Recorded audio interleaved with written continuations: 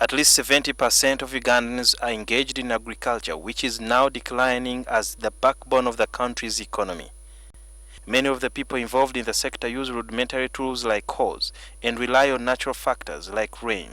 As such, there is low productivity and poor quality products. Government has often been criticized for poorly funding agriculture, the last budgetary allocation at 450 billion shillings. But this may change soon. The president campaigning, and he said he's going to increase the budget of agriculture to about 1 trillion shillings. But an economist, Fred Muhumuza, doubts this pledge, saying government does not have such money, and if it's found, that will come at an expense of other sectors. Because we do not see our revenues growing that fast. And you do not want to continue borrowing, because I think now there is the reality of the previous borrowing to run government programs has become true, that it is not sustainable, especially domestic borrowing. The interest rate this year, the coming budget year, is going to be over 2 trillion, just paying interest. So if you're going to be borrowing and putting into agriculture, whose return is much lower than that, then you definitely are going to run the economy on the ground, on the hard rocks.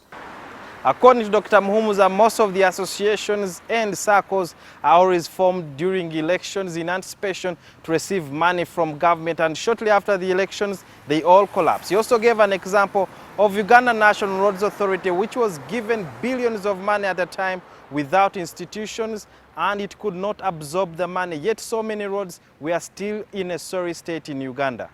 You find there Mr. and Mrs.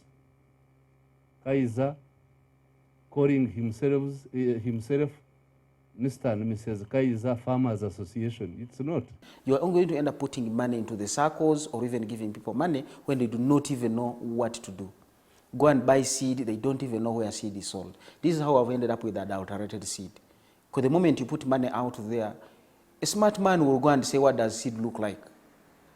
Buy maize, even if it is rotten, put color on it and sell it to you in a package. So to me, everything in agriculture seems to be wrong. And it would be wrong to think that money will fix those problems.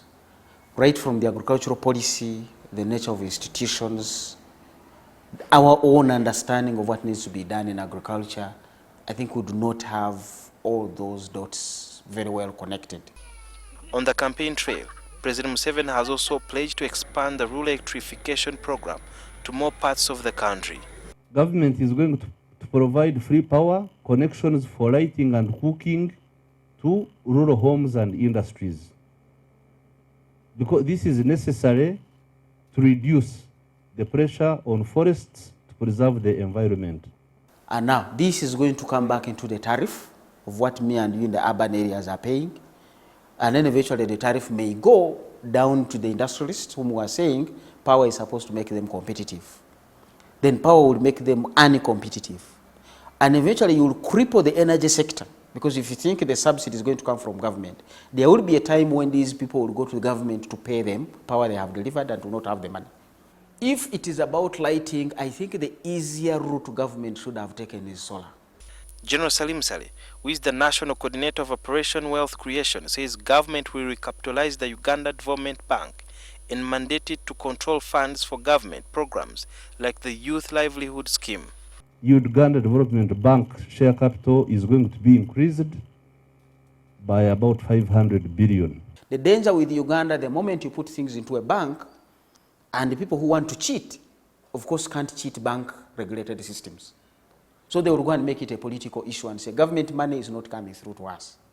So the other day I was hearing people praising themselves for Youth Livelihood Program, that they have received an additional 50 billion, they are going to go to 80-something, and they have so far disbursed 43 billion. How much have they collected back? They couldn't even feel ashamed to say we have collected back 1.4 billion. Presidential candidates, including the incumbent, Yoweri Museveni, have made many promises, such as constructing more roads, raising salaries for civil servants like teachers, and improving health care. But are these pledges feasible in Uganda with a national budget of about 14 trillion shillings? Before, the pledges can only be made by the economy, not the individual has said. It is only God who says, let there be, and there was. even when there were no resources. The resources were created and there was what we wanted to have. Now, in Uganda, the pledges have got to be met by the economy. So at the end of the day, whichever president comes up next year, they will now face the reality of a crippled, struggling economy. According to Dr. Muhumuza, for government programs to create an impact, there is a need to delink the programs from quick political gains, or else taxpayers' money will go to waste. Sudhir Biarhanga, NTV.